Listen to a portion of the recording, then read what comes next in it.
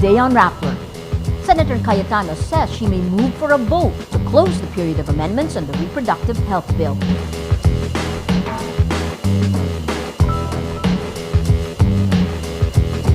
Four columnists with near-identical anti-sin tax articles are branded lobby propagandists.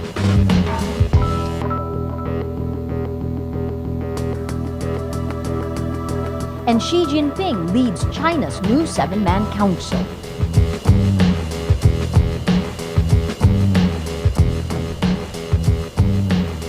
Hello, I'm Maria Ressa.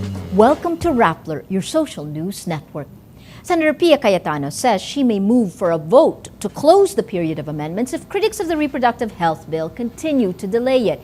Cayetano says she will give Senate President Juan Ponce Enrile, Senate Majority Leader Tito Sotto, and Senator Ralph Recto until next week to introduce amendments.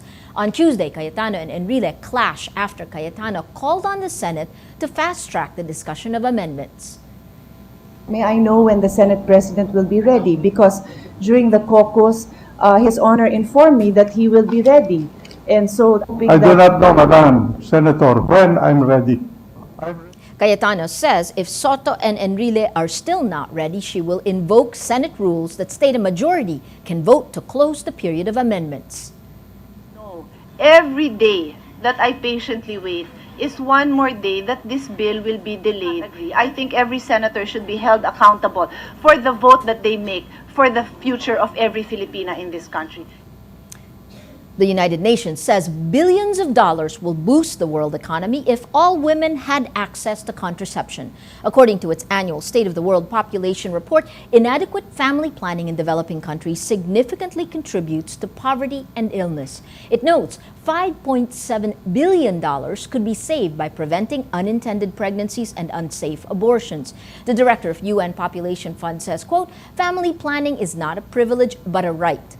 The agency says women with access to family planning contribute enormously to economic development. Senator Bongbong Marcos says he doubts the sin tax bill will be passed on November 19th, Senate Ways and Means Committee Acting Chair Senator Franklin Drilon's target date. Marcos says he and several senators still plan to introduce amendments to the measure.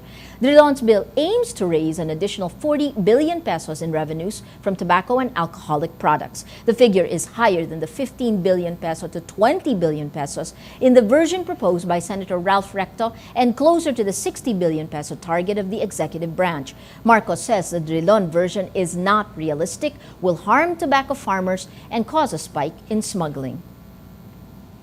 Four columnists come under fire for posting similar content and ideas on the sin tax bill. All four were critical of Senator Franklin Drilon and his push for higher taxes on cigarettes and alcohol. The columnists are Alex Magno and Mary Ann Reyes of the Philippine Star, Ducky Paredes of Malaya Business Insight, and Jojo Robles of Manila Standard Today. Bearing similar lines and ideas, the four columns portrayed Drilon as an ill-prepared and incompetent chairman compared to Recto. The columns spark online outrage, with netizens saying the four are being used by anti-sin tax lobbyists. Read the full story on Rappler.com. Four columnists exposed for similar sin tax articles. The Philippine ambassador to Kuwait is recalled to Manila. His former domestic helper accuses him of sexual trafficking and sexual molestation. Carlos Santamaria reports. About a year ago, a young woman from Leyte went to Kuwait to work as a domestic helper. She ran away after being allegedly abused by her employer, ended up in a shelter, and was finally hired by the Philippine ambassador, Shulam Primavera. A few months later, the woman returned to the Philippines. She accused the ambassador of paying her half the minimum wage and sexual misconduct. Essentially, she just said that she doesn't want this to happen to other OFWs who may be asked to work for the ambassador. The woman claims that on 3 separate occasions, Ambassador Primavera tried to engage in sexual relations with her and even expose himself to her. At times she was emotional, and obviously what transpired in the residence of the ambassador, based on her allegations, whatever it was, really struck a nerve, and it was a painful experience for her. I think that she felt compelled to come forward because she felt that she was being belittled because of her status as a household worker. So that was the driving force behind her desire to seek justice. Primavera denies the allegations and says they are part of a demolition job by his predecessor to tarnish his reputation. The diplomat has been recalled from Kuwait for the probe. Kaya we are going through the process and we want to make it clear that it is fair and no rights are violated. And we want to protect everyone and we don't want to prejudice anyone in this case. Under the Foreign Service Act, if Primavera is found guilty, he will be removed from his post. If the administrative case fails, the complainant can still file criminal charges against Primavera in local courts, as the alleged acts occurred inside the ambassador's residence, considered Philippine sovereign territory under international law. Carlos Santamaria, Rappler, Manila. Remittances from Filipinos working overseas grow in September despite economic challenges in the Philippines' labor markets. Personal remittances, the cash and non-cash items sent through formal and informal channels, rose 6% in September from a year ago to $2 billion. This brings the 9-month remittance tally to $17.3 billion, up 5.7% year-on-year. Cash remittances also rise, amounting to $15.6 billion for the first 9 months. Interior Secretary Mar Rojas dismisses 2 police chiefs for their failure to stop an investment scam. The Aman Futures investment scam reportedly collected 12 billion pesos from 15,000 people in Pagadian City and parts of Mindanao. Rojas says he relieved 2 police officials in Zamboanga del Sur and Pagadian City to avoid a cover-up in the ongoing probe. Nobel Peace Prize winner Lord David Trimble talks about the Northern Ireland peace process and its similarities to the Philippines' peace efforts. The Aquino government resumes peace talks with the Moro Islamic Liberation Front following the creation of a framework agreement. He says Northern Ireland and the Philippines faced similar situations, the presence of a terrorist threat and the involvement of religion. Trimble says decommissioning guns is important, but a commitment to peace remains the bigger issue.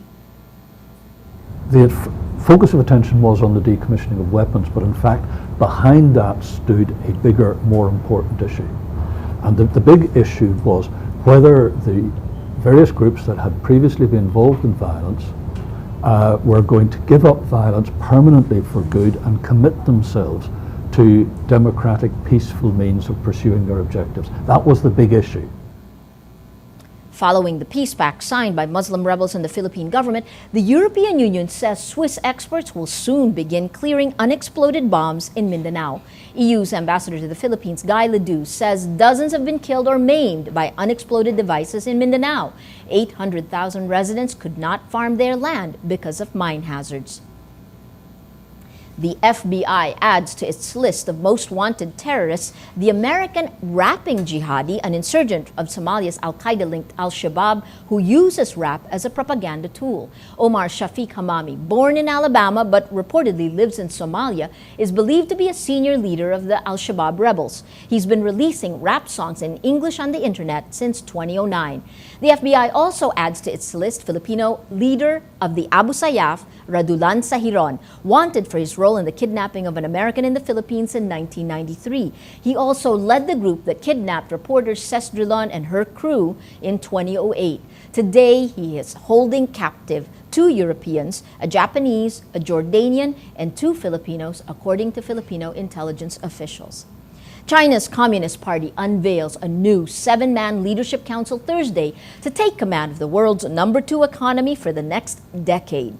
Xi Jinping is the party's new general secretary, succeeding President Hu Jintao. In his first address to the nation Thursday, Xi vows to build, quote, a better life for the country's 1.3 billion people. He says the Communist Party must solve many pressing problems, including graft and corruption and, quote, being divorced from the people. In second place in the new lineup is current Vice Premier Li Keqiang, whose promotion puts him in line to be appointed the country's premier in March. In a statement, the Department of Foreign Affairs of the Philippines says the Philippine government is looking forward to, quote, a positive, peaceful, and stable relationship with China. The Philippines has had a long-standing dispute with China over territories in the South China Sea. Aung San Suu Kyi describes the violence in West Myanmar between Buddhists and Muslims as a, quote, huge international tragedy. She says illegal migration from Bangladesh has to be stopped to end the problem. Suu Kyi says she declined to speak out on behalf of stateless Rohingya Muslims who live on both sides of the border because she wants to promote reconciliation. Myanmar's 80,000 Rohingya are seen by the government and many in the country as illegal immigrants from neighboring Bangladesh. U.S. President Barack Obama tells Republicans they would have to accept tax increases for the rich if the U.S. is to avoid going over the fiscal cliff. The fiscal cliff refers to what will happen next when automatic massive spending cuts kick in, which could shrink the U.S. economy and push unemployment up. Obama says he wants to extend tax cuts set to expire at year end for 98% of Americans to mitigate the impact of this financial cliff. But he says any agreement could not include extending tax breaks for the wealthier 2% of Americans, a position most Republicans reject. Obama says if the Republicans accept his plan, legislation could be passed within weeks to avert the tax increases scheduled to hit on January 1. Well, let's now look at Rappler's Wrap for today, a list of the 10 most important events around the world you shouldn't miss. At number 5, workers in Greece, Spain, and Portugal protest in coordinated strikes against budget cuts encouraged by the European Union. Organizers say this was the widest union-led challenge to the euro crisis austerity measures since they began in 2008. The demonstration in Madrid turned violent when police charged with clubs, even as large factories shut down production in Spain. Are they effective? Well, not really, say analysts. After 4 years of economic woes, the leaders of these countries have grown used to these protests. At number 6, the New York Times reveals more details about the investigation which led to the discovery of the extramarital affair between CIA Director David Petraeus and his biographer Paula Broadwell. It reveals the name of the FBI agent who delved into the chain of email messages which eventually led to Petraeus' resignation. The FBI agent Frederick W. Humphreys II, 47 years old, is described as, quote, a hard-charging veteran counterterrorism investigator who played a major role in the foiled Millennium Terrorist plot in 1999. The Wall Street Journal says Jill Kelly, the woman who triggered Humphreys' investigation, tried to, quote, get the FBI to drop the matter. And at number 9, Israel kills a Hamas military chief in an airstrike in Gaza Wednesday. Palestinian militants warned it had opened, quote, the gates of hell. Egypt says it would recall its ambassador. Ahmed Jabari and his bodyguard were killed when a strike hit the car they were riding in Gaza City. The violence continues Thursday. For the full top 10, visit Rappler.com's The Wrap. Every story on Rappler has its own mood meter, which gives you 8 emotions to choose from. Click on how you feel and your vote will come down and be aggregated by Rappler's Mood Navigator at the middle of the front page of Rappler. It crowdsources the mood of the day and lists the 10 stories that have gotten the most votes on the mood meter. If we take a look today, 4 out of the 10 stories are still about Tito Soto and plagiarism, charges of plagiarism at the Senate. 2 of today's stories, Cayetano to force the Senate to vote on the RH bill. That's 71% happy, 10% angry, and 10% annoyed. And 4 columnists exposed for similar syntax articles, 67% angry, contributing to the mood of the day. Today, most people are angry. Well, that's Rappler's Newscast for today, Thursday, November 15, 2012. Visit Rappler.com and watch our newscast Monday to Friday. Tell us how you feel on our mood meter and help us crowdsource the mood of the day. I'm Maria Ressa. As we say at Rappler, tomorrow begins today.